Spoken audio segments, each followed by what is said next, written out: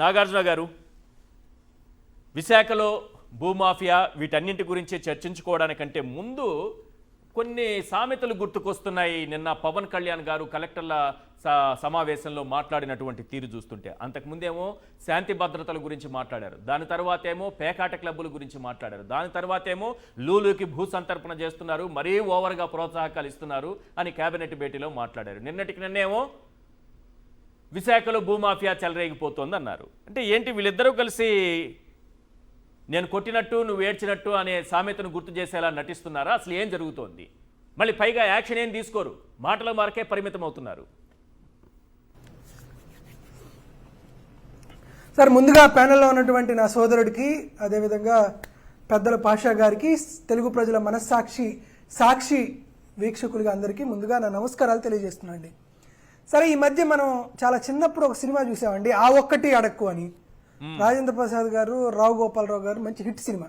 అవును. నాకెందుకో ఆ సినిమా ఇప్పుడు కూటమి ప్రభుత్వంలో చంద్రబాబు నాయుడు గారిని, పవన్ కళ్యాణ్ గారిని చూస్తే నాకు రావు గోపాలరావు, రాజేంద్ర ప్రసాద్ గారు గుర్తొస్తున్నారు సార్. ఎందుకంటే ఈయన హోంమంత్రి సరిగ్గా పనిచేయట్లేదు, హోంశాఖ గాని నా దగ్గరే ఉంటే అంటున్నాడు. చంద్రబాబు నాయుడు గారు మాత్రం ఆ ఒక్కటి అడక్కు అంటున్నాడు. తరువాత టూరిజం సరిగ్గా పనిచేయట్లేదు, టూరిజం గాని నా చేతుల్లో ఉంటేనా అన్నాడు. మళ్ళీ చంద్రబాబు నాయుడు గారు ఆ ఒక్కటి అడక్కు అంటున్నాడు. ఆ తర్వాత ఈ రోజు ల్యాండ్ రెవెన్యూ అంశాలని తెర మీదకి తెలిసి ఆ శాఖ గురించి అది అని అన్నాను అనుకో, ఆ ఒక్కటి అడక్కు అంటున్నాడు. అసలు ఆ ఒక్కటి అంటే ముఖ్యమంత్రి పదవి అని అర్థం అవుతుంది. సార్, చంద్రబాబు నాయుడు గారు నువ్వు ఏదన్నా మాట్లాడు, నువ్వు సివిల్స్ డిపార్ట్మెంట్ గురించి మాట్లాడు, లేకపోతే నువ్వు హోంశాఖ గురించి మాట్లాడు, అవసరమైతే లోకేష్ గారికి సంబంధించినటువంటి మినిస్ట్రీస్ గురించి మాట్లాడు, కానీ ఆ ఒక్కటి మాత్రం అడక్కు అంటున్నాడు. పవన్ కళ్యాణ్ గారు కూడా ఆ ఒక్కటి మాత్రం అడగట్లా.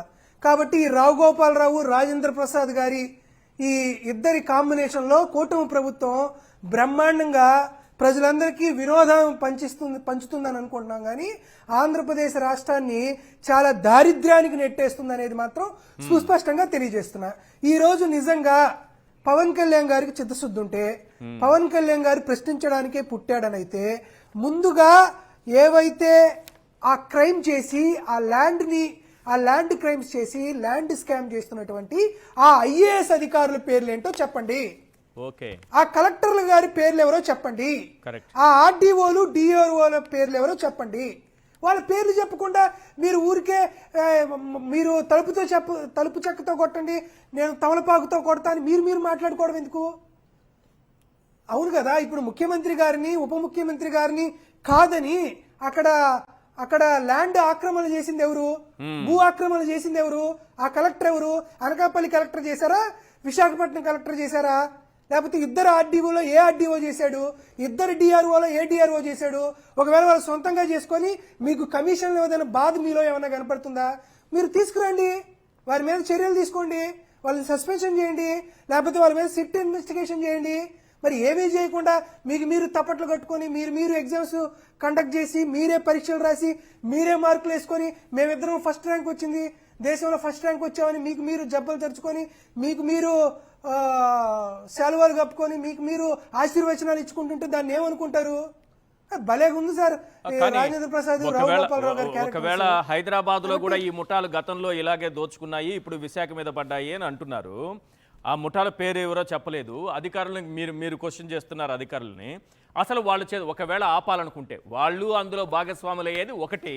రెండోది, ఆపాలని అనుకున్నా వాళ్ళ చేతిలో ఉందా పరిపాలన? ఏమన్నా అధికారాలు వాళ్ళ చేతిలో ఉన్నాయా?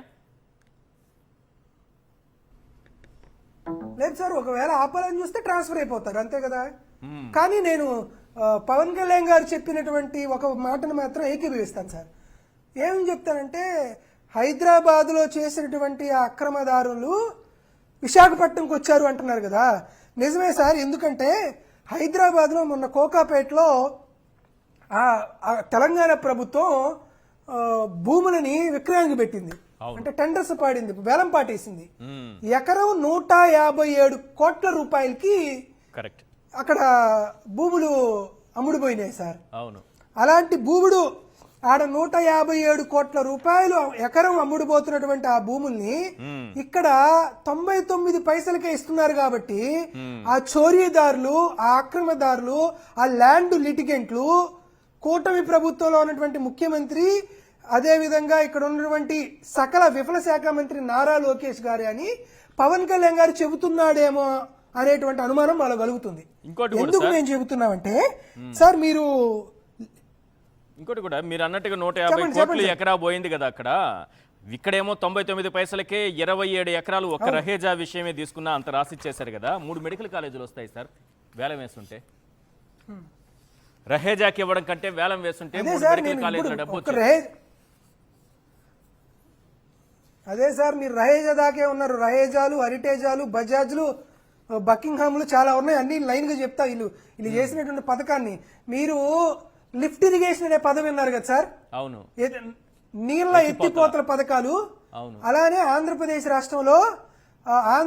రాష్ట్రంలో నీళ్ల ఎత్తిపోతల పథకం బదులు లోకేష్ గారి ఆధ్వర్యంలో నిధుల ఎత్తిపోత పథకం అనేది కొత్తగా ఒకటి తయారు చేశారు. దాని పేరు కూడా వాళ్ళు బాగా land incentive for tech hubs అని పేరు పెట్టారు. దీని షార్ట్ కట్ పదం వచ్చి lift. Land incentive for tech hubs lift 4.0 2024-29 దాకా ఈ లిఫ్ట్ ఉంటుందని ఒక పాలసీ తీసుకొచ్చారు. ఈ పాలసీలో పాపం వాళ్ళు ఏం చెప్పారంటే ఎలిజిబిలిటీ క్రైటీరియా 4.1 పేజ్ నెంబర్ 8 అనుకుంటా. దీంట్లో ఏం చెప్పారంటే ఆంధ్రప్రదేశ్ రాష్ట్ర ప్రభుత్వం సుమారు అంటే ఎగ్జాంపుల్ ఒక ఎకరం పొలం మీకు ఇస్తే ఆ ఎకరం పొలంలో ఒక 20% ల్యాండ్ని మీరు కొనుక్కోండి. 20% ల్యాండ్ని మీరు నామినల్ రేటు కొనుక్కోండి. మీరు 20% భూమి కానీ మీరు కొనుక్కుంటే మేము 80% భూమి మీకు ఫ్రీగా ఇచ్చేస్తాం. మీరు ఈ 100% భూమిలో ఒక 50% భూమిలో మీరు ఐటీ సెజ్లు, ఐటీ పార్కులు కట్టి మీరు ఎలిజిబుల్ ఉన్నటువంటి ఐటీ సంస్థలకు అమ్మేసేయండి. మిగతా 50% భూమిలో మీకు నచ్చినటువంటి రియల్ ఎస్టేట్ నిర్మాణం, మీ బుద్ధికి నచ్చినట్టు మీ వ్యాపార కలాపాలు మీరు చేసుకోండి అని చెప్పింది. ఇది 4.1 సబ్సెక్షన్ జీలో వాళ్ళు పెట్టింది. సరే, ఇంతవరకు కూడా బానే ఉంది. దాంతోపాటు మీకు నామినల్ రేటుతో 20% ల్యాండ్ కొనుక్కోమని చెప్పారు కదా. ఆ నామినల్ ప్రైస్ ఏందయ్యా అని చదివితే సెక్షన్ 7 సబ్సెక్షన్ లెవెల్లో nominal price is defined as 99 పైసా అని రాశారు సార్. పాపం ఈ ఉత్తర్వులు ఇచ్చింది భాస్కర్ కాటమనేని ఐఏఎస్ గారు, సెక్రటరీ టు ద గవర్నమెంట్. ఎంత బ్రహ్మాండంగా ఇచ్చారు మా భాస్కర్ గారు. అవును, 90 అంటే మీరు ఎకరంలో 20 సెంట్ల భూమి మీరు 99 పైసలకు కొనుక్కుంటే ఎకరం మీకు ఫ్రీగా ఇస్తాం. దాంట్లో అరెకరం మీరు ఐటీ పార్కులు కట్టుకున్నా మిగతా అరెకరం మీ సొంత వ్యవహారాలకు వాడుకోవచ్చని ఆంధ్రప్రదేశ్ రాష్ట్రం నిధుల ఎత్తిపోత పథకంలో భాగంగా ఐఏఎస్ భాస్కర్ కాటమనేని గారు నారా లోకేష్ గారి సుజల స్రవంతి పథకంలో ఇచ్చినటువంటి ఉత్తర్వులు ఇవి. ఈ ఉత్తర్వులు బేస్ చేసుకొని ఇక్కడ ఒక చిన్న క్వశ్చన్ ఉంది, ఆ అనుమానం మీరు తీర్చాలి. ఈ లిఫ్ట్ ఏదైతే చెప్పారో ఎత్తిపోతల పథకం అంటున్నారు కదా మీరు, అన్ని కంపెనీలకు ఇదే పాలసీ వర్తిస్తుందా? మనకి ఇష్టం వచ్చినటువంటి కంపెనీలకే ఈ పాలసీ వర్తిస్తుందా? అంటే పాషా గారు అయితే ఇనెలిజిబుల్, ఆయన సామాజిక వర్గం క్రోనిక్ క్యాపిటలిస్ట్ కాబట్టి కాదు, కాబట్టి ఆయన ఎలిజిబుల్. ఇంకా మీరు ఎలిజిబుల్లే, మీకు కూడా లేదు. పసుపులేటి ఈశ్వర్ గారు అంటే అసలు మిమ్మల్ని బ్లాకింగ్, నాగార్జున యాదవ్ అంటే అసలు ఛాన్సే లేదు. రేగళ్ళ లక్ష్మీనారాయణ గారు అక్కడ ప్రాంతం వాడేది కాబట్టి అసలు ఆయనకు కూడా బ్లాక్ లేదు. ఇవన్నీ ఓన్లీ స్పెషల్ పర్పస్ వెహికల్.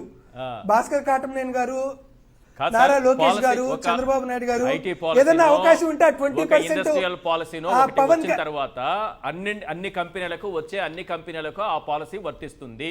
99 పైసాకి మనం ఇవ్వాలి అని అనుకున్నప్పుడు ఎందుకు వచ్చింది సార్? అందరికి రావాలి కదా, అన్ని ఐటీ కంపెనీలకు ఇవ్వాలి కదా. లేదు, అది మీకు ఎవరు పెడితే చంద్రబాబు నాయుడు కొరకు, చంద్రబాబు నాయుడు వల్ల, చంద్రబాబు నాయుడు కోసం, చంద్రబాబు నాయుడు ద్వారా మీరు ఏదైనా కంపెనీ ఎస్టాబ్లిష్ చేస్తుంటే దానికి వచ్చింది, దానికి ఒక పాలసీ రావాలి కదా. అందుకే చెప్తాను సార్, రావు గోపాలరావు గారు నిన్న హైకోర్టు ప్రశ్నించింది, అసలు అన్నింటికీ ఇదే పాలసీనా, మీరు ఈ పాలసీ పెడితే మీ ముందుకు వచ్చిన కంపెనీలు ఏంటి, లిస్ట్ ఏంటి అని అడిగిందన్న. అదే సార్, ఇప్పుడు నేను ఒకటి చెప్తాను చూడండి సార్. ఇది సత్వా డెవలపర్స్ కి సంబంధించి జీవో రొటీన్ నెంబర్ 27 ఆగస్టు 1, 2025 ఇచ్చినటువంటి జీవో.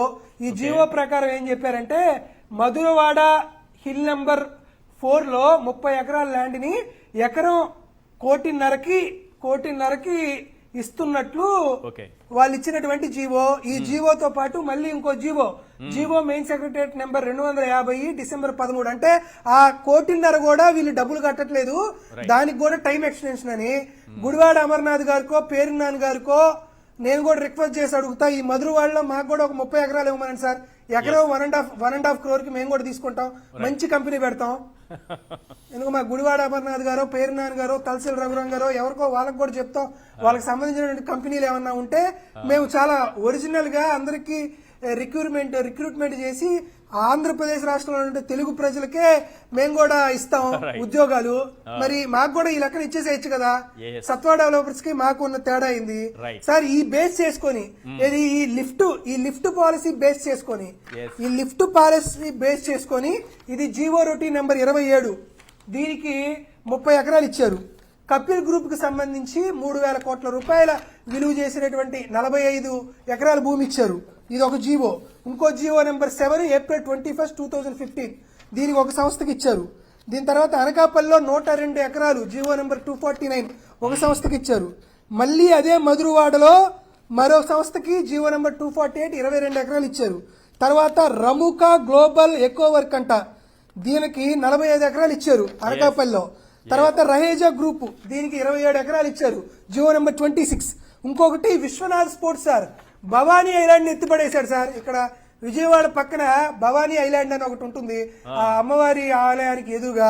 ఆ గ్రూప్ ని మొత్తం ఆ ద్వీపాన్ని Vishwanatha avenue private limited adventure thrill city అని దాన్ని ఎత్తేసారు. ఇదొకటి. దాంతో పాటు హార్బర్ పార్క్ అంట లూలు వాళ్ళకి ఇదొకటి ఎత్తేసేసారు అక్టోబర్ 5, 2015. ఇవన్నీ జీవోలు కనపడకుండా ఇచ్చినటువంటి జీవోలు ఎన్ని ఉన్నాయో ఇది కల్పించేటువంటి జీవోలే. కాబట్టి రాజేంద్ర ప్రసాద్ ఈ రావు గోపాలరావు గారి ఆ ఒక్కటి అడక్కు సినిమా ఇంకా ఈ 5 ఏళ్ల పాటు ఆంధ్రప్రదేశ్ రాష్ట్రంలో చూడాల్సి వచ్చింది. అది వాళ్ళ అదృష్టం, మన దురదృష్టం.